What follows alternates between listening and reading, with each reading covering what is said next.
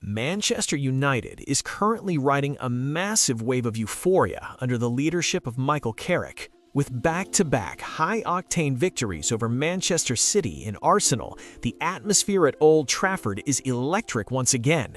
But we have to ask the hard question: is this a genuine tactical revival, or just another flashy honeymoon phase, eerily similar to what we saw with Ole Gunnar Solskjaer back in 2019? To truly succeed where others have failed, Carrick's mission isn't just to topple the giants of the league. His real challenge is learning how to systematically dismantle the so-called small teams that park the bus. Beating big teams isn't actually a new phenomenon for the Red Devils. Even under Ruben Amorim, the squad held their own against the Big Six, grinding out 3 wins, 3 draws, and 3 losses. The real problem lies in a frustrating paradox. This season, against lower-rated opponents, United has dropped a staggering 20 points, winning only 4 games while drawing 7 and losing 2. Winning the marquee matchups is great for the fans and the headlines, but it won't secure a spot in the top 4 if you keep bleeding points against the rest of the pack week after week.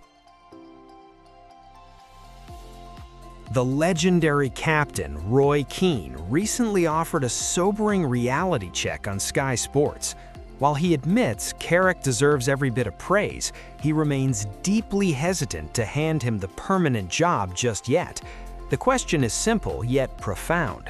Is Carrick a true tactical architect, or just another firefighter using psychological boosts to temporarily mask deep-seated tactical flaws?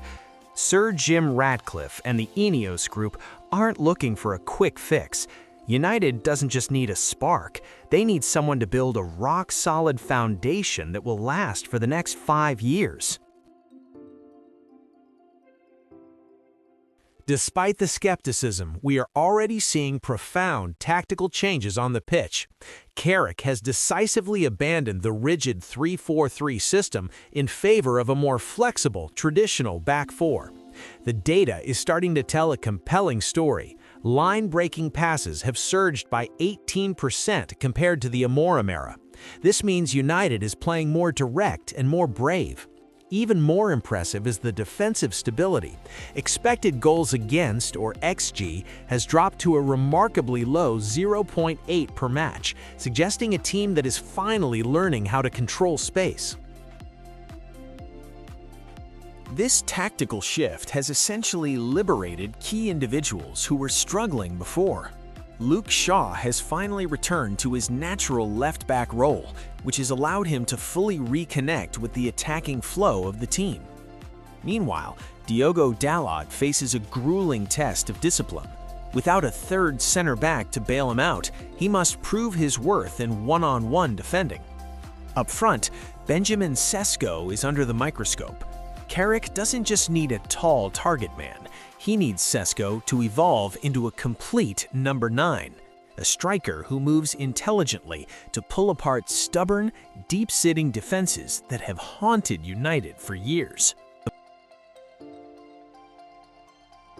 Make no mistake, the true test for Carrick isn't a high-profile derby. It's the gritty, unglamorous games against Fulham, Crystal Palace, or Everton. These teams are happy to sit back, concede possession, and turn the match into a grueling test of patience. Managers like Sean Dyche or Thomas Frank are absolute masters of the low block, often deploying a suffocating 5-4-1 formation to kill the game's rhythm. Historically, United has struggled in these scenarios, becoming frustrated, losing their attacking tempo, and getting brutally caught on the counterattack. This is where Carrick must prove he has the tactical keys to open a locked door. To win the Premier League, you don't actually have to defeat every single final boss in the game. You just have to stop tripping over the side bosses along the way. History teaches us that champions are defined by their cold-blooded ability to vacuum up points against the bottom half of the table. In fact, a massive 74% of total points in a season come from matches played outside of the Big Six. Winning these games coldly and consistently, even when you aren't playing your best football, is the true, undeniable DNA of a champion. Carrick needs to instill that machine-like mentality into this squad. As we move forward, Carrick must prove that United's recent success isn't just a byproduct of players playing for his job or a surge in morale.